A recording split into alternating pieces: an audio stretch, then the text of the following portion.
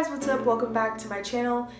If you're new to my channel, I post videos here every single Friday, so you should definitely press the subscribe button if you want to see them. Today I'm going to be giving some freshman advice. If you're going to be a freshman this year going into high school, here's some advice that will help your freshman year go by great. Before I start, this video isn't to show off how good of a student I was.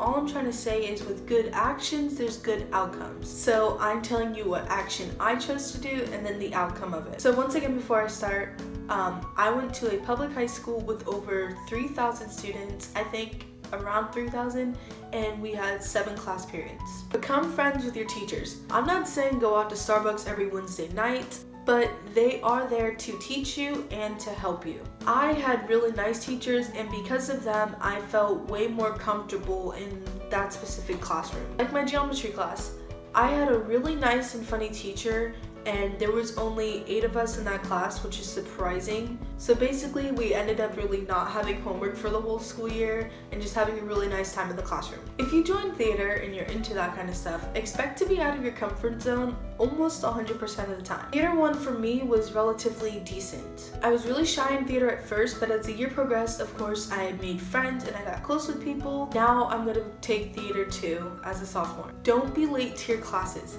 I say this because I've never been absent or late at all last year. And the main reasons why I was never really late was because 1, I didn't really want to wait in the long line of students who were late to school. 2 is because attendance is actually really important in high school and I didn't want to mess up anything. And 3, I just didn't want to miss any classwork and have to go back, spend time to catch up in class, so I just never missed school. So I guess you could say that's why I got all A's and only 2 B's on my report cards last year. Oh my gosh, lunch. Okay, lunch.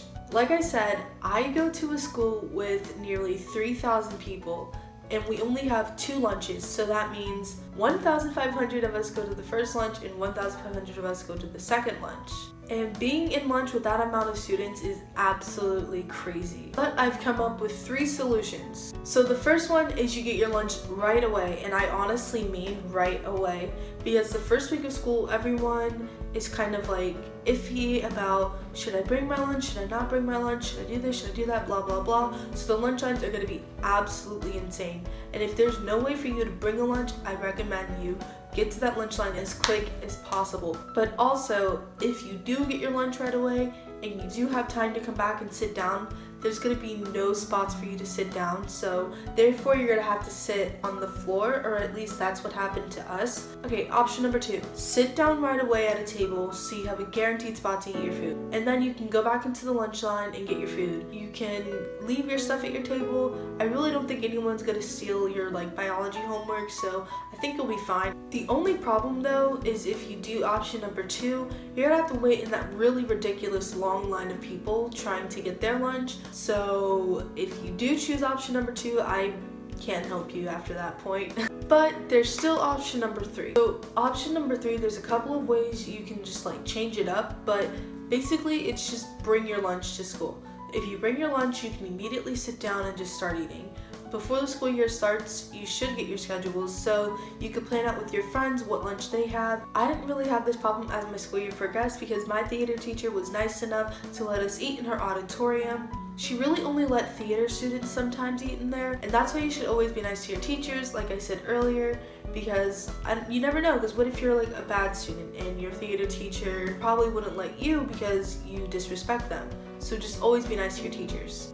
And once again, this video isn't to show how much of a good student I was. All I'm saying is with good actions, there's good outcomes, so I'm just telling you the actions that I chose to do and the outcomes that I received. Okay, so that's all I have for this freshman advice video. If you did like it, please give this video a thumbs up. I might make a freshman advice part 2 once we get closer to the actual school year, so look out for that in the future. But I hope you guys have a good day, and I will see you guys all next Friday.